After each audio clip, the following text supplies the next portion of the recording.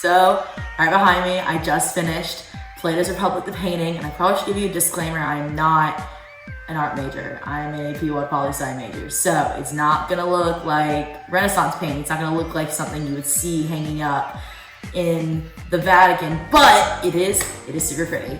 Along with my really super pretty art palette thing that I thought was really pretty. But anyways, I just finished painting it. I'm really proud of it. Here it is, Plato's Republic. I'm going to do, so for this video, I'm going to do shots of how I organized it, and I'm going to show you and put the key up right over here in the video, and so you can see what everything translates. So basically, the framework of it is each subway pathway is a different color, and that color represents a different book. Now, some of the pathways are two different colors, starting in one color and finishing in the next color. That is the connection between two books in one singular thought. So for example, when you look at standardization and child rearing, that starts off in this teal color representing book 2. However, it fades into this blue color that represents book 3, and how these two connections are actually tied to each other. Others are just solid line colors, representing that this idea is solely in this one part of the book. However, it translates and connects to a different part of the book in the entirety of Plato's Republic. So I'm going to go through each of the colors and each of the things, and then I also included, so something that I realized and I was talking to you about in our meeting about it, was this section right over here, which is the black and white section, because all of this very colorful part is supposed to represent a utopian society. But in reality, when you look at the different attributes of the things that were described in Plato's Republic, it comes off as a dystopia. And actually, in the reality of it, it is a dystopia. So there's going to be certain things I'm going to connect to real life events where they actually either took actual pieces from the Republic to create into their society that ended up being a dystopian society, and things that maybe not were exactly based off the Republic, but had the same idea behind it. So with that, I am now going to go cut into my each pieces. For this first section, I wanted to incorporate texts from books 3, 5, and 7. These chapters explain the education system, the guardian system, and certain aspects of societal development that were pertinent to the survival of this utopia as described by Plato and friends. I connected the guardians to both aptitude and education directly. This is because of the direct connection between how children are seen and their IQs and the development of a guardian system that only progresses by generational growth. I decided that the arts and gymnasia were separate from other aspects of education because they directly dealt with child rearing, which I will show the connection to in the section labeled the city. Moreover, I created the cave as a middle ground between the soul and the education of the people. This is because the cave allegory acts as a driving point to connect how the education of one person directly influences the soul. I also use this same connection of the soul and education through the aptitude section and the ring of Gyges.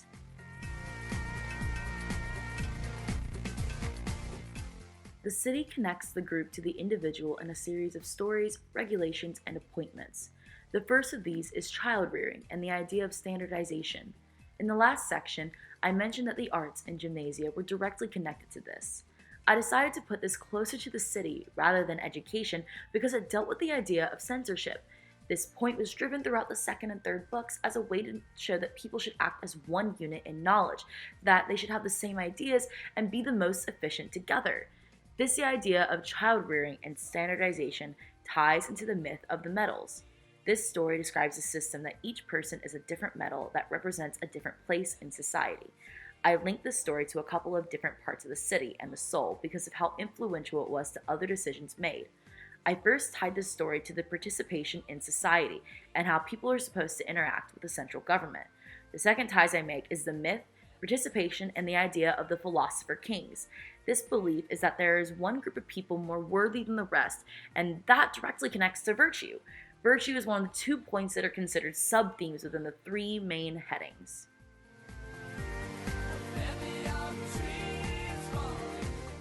As mentioned previously, virtue is one of the two sub-themes within Plato's Republic. I wanted to dive more into this as I discuss the soul. Virtue, as I understand, is a part of the soul related to justice. This is because the soul is easily manipulated through education and the three parts of the soul as described by Socrates. These three parts are wisdom, courage, and temperance. For the utopia to thrive, the virtue of the city must have the three parts of the soul as a guide. Justice is the second of these subheadings. For a person to have virtue, they must have justice. Justice ties into a couple of different aspects, such as the ring of Gyges and the idea of lying. The ring of Gyges was a discussion about how a person, no matter how virtuous, will still act on their own malintentions if there are no consequences for their actions. This creates a division within the soul.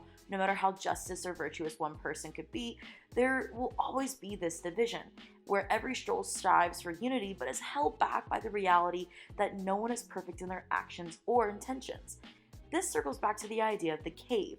If someone is educated in one way, their soul will project that. Therefore, if there is justice and virtue in the child's education, the soul should contain the three parts, wisdom, courage, and temperance, needed for a successful person in this utopia, and therefore the utopia to be successful.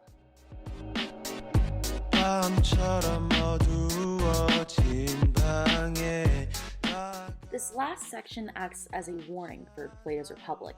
This entire book has been set up by the philosophers as a utopian society. However, as is with most pretty things on paper, they are a disaster in reality.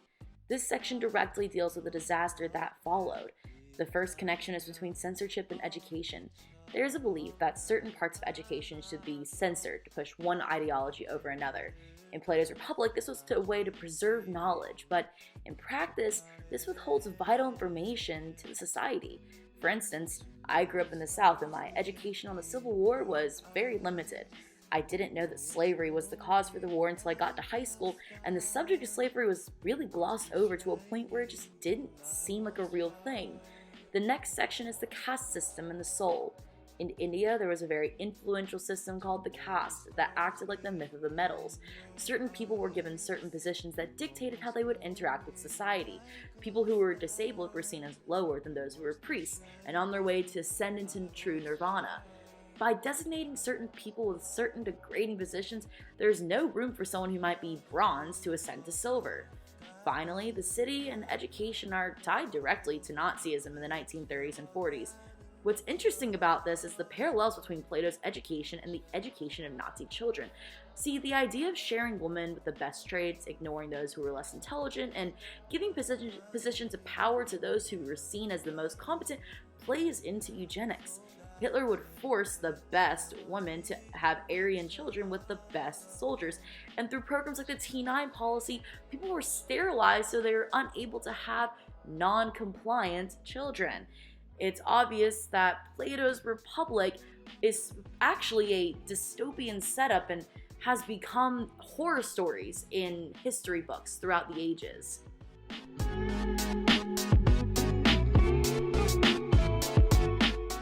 I wanted to end with my final thoughts on Plato's Republic. The Republic, while not perfect, became one of the foundations for political theory and societal discourse.